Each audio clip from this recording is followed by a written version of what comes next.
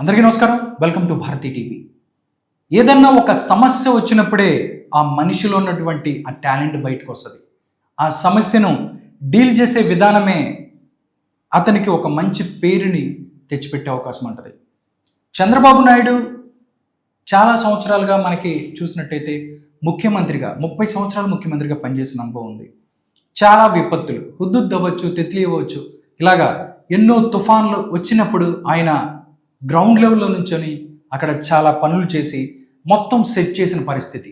ఇప్పుడు కూడా ఏదైతే బుడమేరు వాగు పొంగి దగ్గరగా సగం విజయవాడ మునిగిపోయిన పరిస్థితి, 6 లక్షల మంది నిరాశ్రయ్యారు అక్కడ.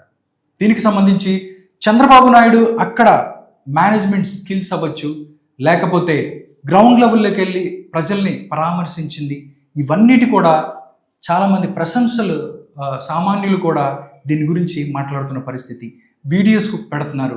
నిజంగా చూసినట్టయితే ఇలాంటి అడ్మినిస్ట్రేషన్ నాయకుడు కదా మనకు కావాల్సింది అని చెప్పి ప్రజలు మాట్లాడుకుంటున్న పరిస్థితి. నిజంగా విజయవాడలో ఏం జరుగుతుంది దానికి సంబంధించి ఇప్పుడు అంటే 2-3 రోజుల నుంచి వరద వచ్చింది, బట్ ఎలాంటి కార్యక్రమాలు జరుగుతున్నాయి, ఎలా ముందుకెళ్తున్నారు, ఇవన్నిటి కూడా మనతో మాట్లాడటానికి దుర్గాప్రసాద్ మాస్టర్ గారు ఉన్నారు. మాస్టర్ గారితో మాట్లాడతాం. నమస్కారం సార్. నమస్కారం రాధాకృష్ణ గారు. సార్ నిజంగా ఎలా అంటే అసలు చాలా బ్రహ్మాండంగా చంద్రబాబు నాయుడు చేసుకుంటూ వెళ్తున్న పరిస్థితి, ఎలా ఏం చెప్తారు? నిన్న నైట్ 11 o'clock కలెక్టర్ ఆఫీస్ లో నైట్ 11 o'clock అండి ప్రెస్ మీట్ పెట్టాడా? మీకు విషయం తెలుసా, మన 12 గంటలకు పెట్టాడు ప్రెస్ మీట్ పెట్టి విషయం ఏంటంటే తొందరగా ఎవరి ఇంటికి వాళ్ళు వెళ్ళాలి. ఊబర్ ద్వారా మీకు కార్పెంటర్ కానీ లేదంటే మనకు కావాల్సిన ఏదైనా టెక్నీషియన్స్ కావాలనుకునేది ఊబర్ ద్వారా తెప్పించుకోవచ్చు.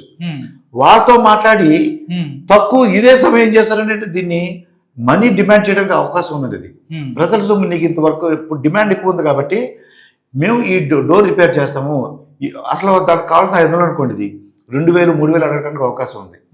ఇటువంటివన్నీ జరగకుండా ఎలా అరికట్టాలి? అలాగే ఫైర్ ఇంజిన్లు మొత్తం అన్ని చోట్ల పిలిపిస్తున్నారండి. ఫైర్ ఇంజిన్లు మొత్తం అన్ని చోట్ల వీలుంటే అదర్ స్టేట్స్ నుంచి కూడా ఫైర్ ఇంజిన్లు. ఎందుకు ఫైర్ ఇంజిన్లు? అక్కడ ఫైరింగ్ సహాయంతో ఆ వాటర్ని స్ప్రే చేస్తారండి విత్ ఫోర్స్. స్ప్రే చేసరికి మన స్టేట్లో ఫైర్ ఇంజిన్లు కాకుండా మన తెలంగాణ పొరుగు తెలంగాణ కానీ కర్ణాటకను తెప్పించి చాలా ఫాస్ట్గా అనమాట. అంటే 2-3 రోజుల్లో ఎవరి డ్యూటీ వాళ్ళు వెళ్ళిపోవాలి, ఎవరి నీళ్ళు వాళ్ళు నీట్గా ఉండాలి. దానికి తగిన వాళ్ళకి కావాల్సిన రేషన్ ఇవ్వడం కానీ రైస్ కానీ 2-3 రోజుల వరకు వాళ్ళు ఇంకా వాటర్ వాడతారు. ముఖ్యంగా రోగాలు రాకుండా ఉండటానికి తెలియక వాటర్ వాడేస్తారండి. ఒక చీఫ్ మినిస్టర్ చెప్పాడండి, ఏమనంటే మీరు 2 రోజుల వరకు ఈ వాటర్ ఉపయోగించకండి, ఓన్లీ స్నానాలకి బట్టలు ఉతకడానికి ఉపయోగించుకోండి, వంటకు ఉపయోగించకండి, వంట వద్దు, తాగటానికి ఉపయోగించొద్దు అని చెప్పాడు. 2 days. ఇటువంటి చిన్న విషయాలండి, ఆయన గొప్ప చిన్న విషయాలు. ఒక సామాన్యుడు ఒక వీడియో పెట్టాడండి, చాలా ఆశ్చర్యమైన మాట ఇది. ఒకసారి చూపిద్దాం అండి, వాళ్ళకి చూపిస్తే బాగుంటుంది గురుగారు. చూపిద్దాం ఒకసారి. సామాన్యుడు ఏం చేశాడు చూద్దాం. నేను లెఫ్ట్ మనీ బాబు, లెఫ్ట్ మనీ ఏం పర్లేదు, లెఫ్ట్ మనీ ఏం కాదు. ఇది తెల్లవారుజాము 3 గంటల నుంచి 2 గంటల నుంచే జరుగుతోంది ఈ కార్యక్రమం. ఇది చూడాలి అసలు ప్రజలు. ఇది అర్ధరాత్రి 2 గంటలకు వీళ్ళు వచ్చారు. ఇది నిత్యావసర సరుకులు సింగనగర్ కి ఏరియాకి వెళ్ళడానికి పని పర్లేదు, చాలా దూరం ఇదిగో నిత్యావసర సరుకులు ఇలా లారీల్లో వచ్చాయి. చెప్పండి దీని గురించి. చూస్తుంటే ఏ మీడియా కూడా చూపించలేని వీడియో, నోటి మాటలు. రాత్రి 2 గంటలకి చూడదు, పోలీసులు కూడా నిద్రపోకుండా, అంటే ఏదో ఒక 2 hours 3 hours 4 hours rest time ఇచ్చి మీతో వర్క్ చేపిస్తున్నారు వాళ్ళు. నాకు జగన్మోహన్ రెడ్డి గారు చెప్పిన జ్ఞాపకం ఉండేది. అప్పుడు కూడా విజయవాడ వరదలు వచ్చినప్పుడు ఆఫీసర్లు ఉన్నారు, ఎక్కడికక్కడ కలెక్టర్లు ఉన్నారు, ఎస్పీలు ఉన్నారు, వాళ్ళు చూసుకుంటారు, మేము వాళ్ళు డిస్టర్బ్ చేయకూడదు, వాళ్ళు చేయగలరు అని చెప్పేసి ఆయన అన్నారండి. ఆ మాట నాకు బాగా జ్ఞాపకం ఉంది. ఇప్పుడు అలా కాదు, వాళ్ళు ఆఫీసర్లు పెడితే వాళ్ళు కూడా మనుషులు కదా, కొంతవరకు చేయగలరు. అదే నన్ను అబ్జర్వ్ చేస్తున్నారు, నా మీద చీఫ్ మినిస్టర్ ఉన్నారు, నా మీద మినిస్టర్లు ఉన్నారు అంటే అప్పుడు ఎఫిషియన్సీ పెరుగుతుందండి. మామూలుగా అయితే నేను 8 hours వర్క్ చేస్తా, నా డ్యూటీ ప్రకారం టైం ప్రకారం 8 hours వర్క్ చేస్తా. కానీ అవసరం వచ్చినప్పుడు నేను 18 hours కూడా వర్క్ చేయగలను. అది మనిషి మెంటాలిటీ బట్టి ఉంటుంది మాట. అది మరి 8 hours డ్యూటీ దాన్ని 18 గంటలు ఎలా చేయించగలిగారంటే ఆ పైన ఉన్న వ్యక్తి, సమయం, సందర్భము, ఇంకా చాలా విషయాలు ఉన్నాయి. అడ్మినిస్ట్రేషన్ స్కిల్స్ మనం 18 hours చేయలేం. మనకు కావాల్సిన ఫుడ్ కానీ కొద్దిగా ఒక 6 hours 7 hours రెస్ట్ ఇచ్చినట్లయితే మొత్తం 18 hours మనం చేయగలం వర్క్ అది. దానికి తగిన వాళ్ళు ఎప్రిషియేషన్ తర్వాత ఉంటుంది. ఇప్పుడు ఆయన కోపంగా మాట్లాడి ఉండొచ్చు, కొద్ది అధికారులకు కోపం రావచ్చు, ఒకళ్ళిద్దరిని సస్పెండ్ చేసి ఉండొచ్చు, కానీ అదంతా కూడా ఏంటి, అడ్మినిస్ట్రేషన్ ప్రజల కోసమే కదా. ప్రజలు అంతా ఇబ్బంది పడుతున్నారు. ఇది ఒక్కసారి మనం చూపిద్దాం గురు, ఒకసారి ఇంకా ఉంది మొత్తం మీరు వీడియో చూడండి. నేను లెఫ్ట్ పోనీ బాబు, లెఫ్ట్ పోనీ ఏం పర్లేదు, లెఫ్ట్ పోనీ ఏం కాదు. ఇది తెల్లవారుజాము 3 గంటల నుంచే 2 గంటల నుంచే జరుగుతోంది ఈ కార్యక్రమం. ఈ చూడాలి అసలు ప్రజలు. ఇది అర్ధరాత్రి 2 గంటలకు వీళ్ళు వచ్చారు. ఇది నిత్యావసర సరుకులు సింగనగర్ కి ఏరియాకి వెళ్ళడానికి పని పర్లేదు, చాలా దూరం ఉంది. ఇదిగో నిత్యావసర సరుకులు ఇలా లారీల్లో వచ్చాయి. ఇలా బియ్యం మీద, నాణ్యమైన బియ్యం, ఈ డైలీ ఇంటింటికి జరిగేటువంటి పంపించినటువంటి వ్యాన్ల మీద వీటిలోకి సప్లై జరుగుతోంది. ప్రజలకు ఇవ్వాల్సిన కందిపప్పు, బియ్యం, పప్పు, చింతపండు మొత్తం కూడా అన్ని లారీల్లో వచ్చేసాయి. అవి మధ్యలో ఉన్నాయి లారీలు, పెద్ద పెద్ద లారీలు అన్ని మధ్యలో ఉన్నాయి. అవి పెద్ద లారీలు అటు ఇటు పోయి చిన్న చిన్న వ్యాన్లు సందులోకి ఇవ్వడానికి, ఇంటింటికి ఇవ్వడానికి తర్వాత ఇటు సైడ్ ఉన్నాయి. వీళ్ళందరినీ మెయింటైన్ చేయడానికి పోలీసులు. ఇది కనుచూపు మేర ఎంతసేపు పెడితే అంతసేపు ఇలాగా బండి పెడుతూనే ఉంది, ఇవన్నీ ఉన్నాయి. ఇది నా జీవితంలో మొదటిసారి చూసినటువంటి కార్యక్రమం. ఇది అడ్మినిస్ట్రేషన్ అంటే ఏంటి, అసలు ప్రభుత్వం తలుచుకుంటే ఏం చేయగలదు? చిత్తశుద్ధితో ఉన్నటువంటి ఒక వ్యక్తి పైన ఉంటే, అధికారంలో ఉంటే ఏం జరుగుతుంది అతనికి కళ్ళ ముందు చూపించడానికి నేను స్వయంగా ఈ వీడియో చేస్తున్నాను. నా జీవితంలో ఎప్పుడు మా ఇంటి దగ్గరలో ఉండబట్టి నాకు కనబడుతుంది. ఇది ఎవరు చూసేవాళ్ళు కూడా లేరు, చేసేవాళ్ళు లేరు. ఇక్కడ మరి సాక్షి లేదు, ఇక్కడ తెలియలేని లేదు.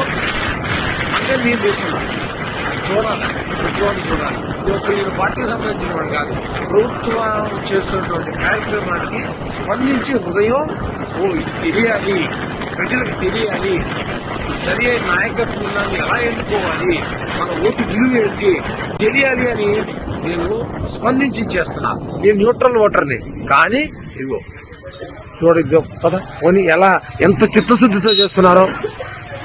కార్మికులు, పోలీసులు, డ్రైవర్లు, క్లీనర్లు, అసలు ఇంత దూరం తెచ్చానో ఇప్పటికి కిలోమీటర్ల మేర పోలీసులు ఈ రాత్రి 9 లేడీ కానిస్టేబుల్స్.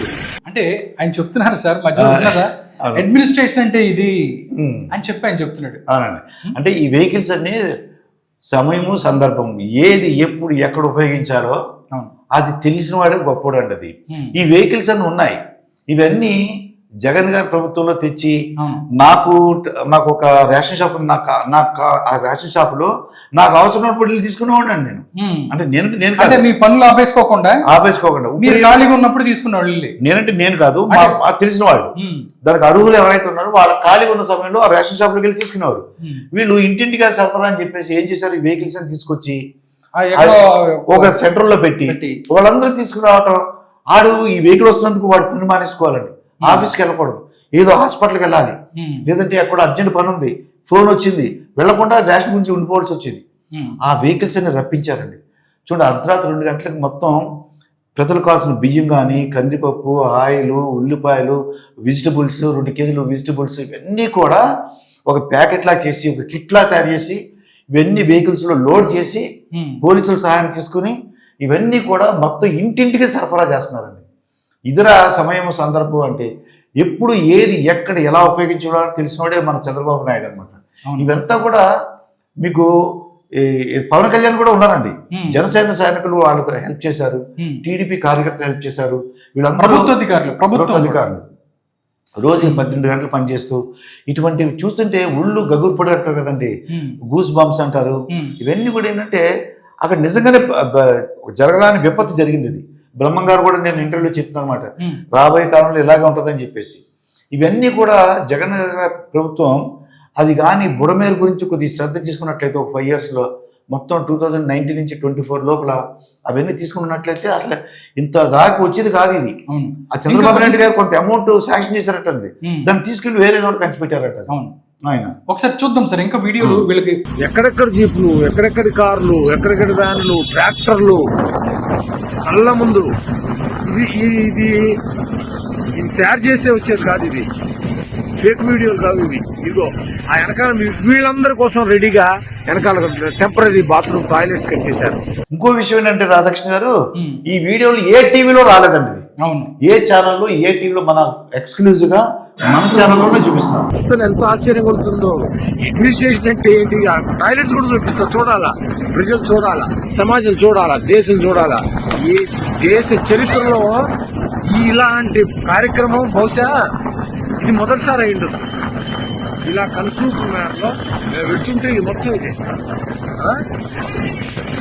ప్రజలకు ఇప్పటికి ఎన్ని కిలోమీటర్లు తీసుకొచ్చానో చూడండి. చూడండి, ఇదిగోండి పోలీసులు ఇంత అర్ధరాత్రి ఈ రోడ్డు చివరి మొత్తం వ్యాన్లే. ఇంకోటి కూడా ఉంది సార్, అది కూడా చూపిద్దాం ఒకసారి. ఓకే, ఏంటండి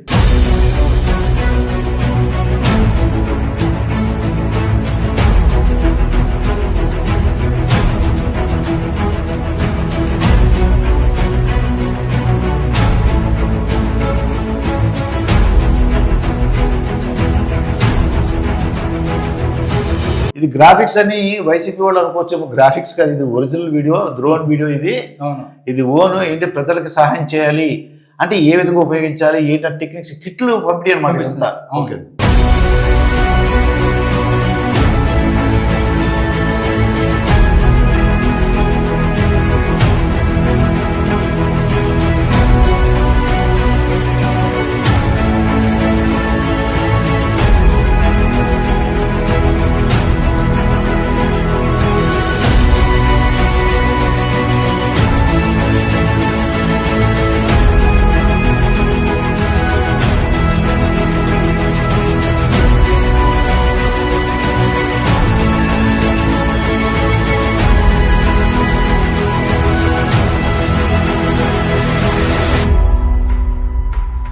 నిజంగా చాలా అంటే వాళ్ళు ఎలా వాడుతున్నారు ఏంటి అనేది కూడా చాలా చాలా అద్భుతంగా యూజ్ చేస్తున్నారు చంద్రబాబు నాయుడు గారు.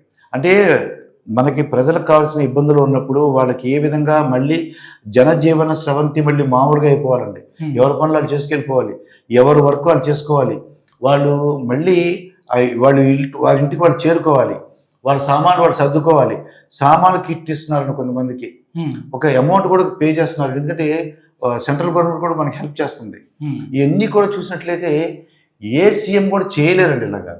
ఈయన ఓపిక ఉంది, ఇంట్రెస్ట్ ఉండాలండి, ఇంట్రెస్ట్ ఉండాలి, ఓపిక ఉంది, ఆయన చేయాలని తపన ఉంది.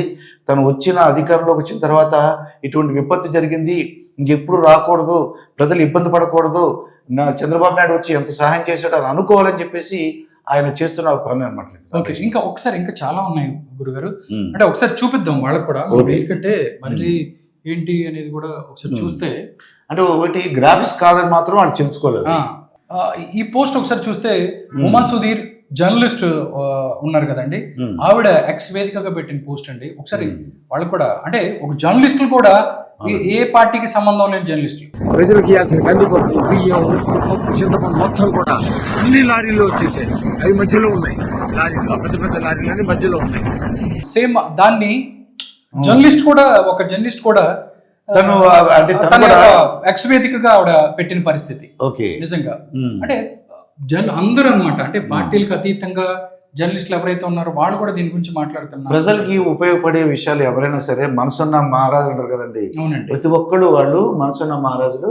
ఇదిగో ఈ విధంగా మేము ఈ సహాయం అందిస్తుంటే మేము చూసాం ప్రభుత్వం, అది ఏ పార్టీ వారిని కాదండి, ఎవరు కాదు, వాళ్ళు ప్రజలు కళ్ళారా చూసినవన్నీ కూడా పెడుతున్నారండి. ఇప్పుడంటే మనకి టెక్నాలజీ వచ్చింది కాబట్టి, పూర్వం ఇది లేదు కాబట్టి ఇప్పుడు టెక్నాలజీ ఎక్స్ ఉంది మనకి, అలాగే యూట్యూబ్ ఉంది, అలాగే ఇన్స్టాగ్రామ్, ఇవన్నీ కూడా ఎవరికైనా పోస్ట్ చేస్తున్నారు వాళ్ళు. ఓకే, చూద్దామండి ఇంకా ఇంకా ఉన్నాయి. ఇదిగోండి ఇప్పటికి ఒక 8 బ్యాచ్ల టాయిలెట్స్ ఉన్నాయి. ఏది, ఈ లారీలు డ్రైవర్లు ఆగటానికి. ఇది వీటితో పాటుగా ఇదిగో ఇంకా ఫైర్ ఇంజిన్ నీళ్లు కడిగి పెట్టడానికి. అందరూ ఇక్కడే పడుకున్నారు రాత్రంతా. ఇవే సరుకులు ఇలా వచ్చాయి.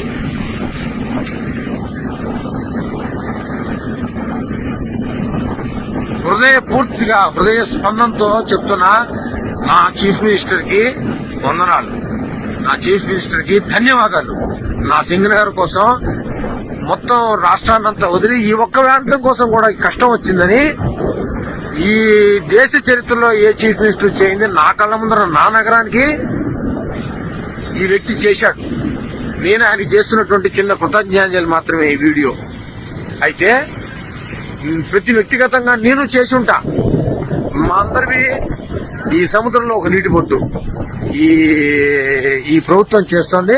నిజంగా అంటే విజయవాడలో ఏం జరుగుతుంది అని తెలియని వాళ్ళకి, అంటే హైదరాబాద్ లో ఉన్న వాళ్ళకి అంటే కొన్ని చోట్ల నుంచి కరెక్ట్ సమాచారం రాదు. బట్ ఇవన్నీ కూడా మాధ్యమాల ద్వారా నిజంగా మొన్నటి నుంచి కూడా వాళ్ళు చూస్తే కానీ ఎంత పకడ్బందీగా చంద్రబాబు నాయుడు ప్రతి విషయాన్ని కూడా అంటే ఎలా వాళ్ళకి నిత్యావసర వస్తువులు ఎలా యూజ్ చేయాలి, ఎలా ఎక్కడి నుంచి తీసుకురావాలి, ఎలా డిస్ట్రిబ్యూట్ చేయాలి. ఎందుకంటే అంతమందికి డిస్ట్రిబ్యూట్ చేయాలంటే చాలా ఇబ్బందికర పరిస్థితులు ఉంటాయి కాబట్టి చివరిగా ఏం చెప్తారు?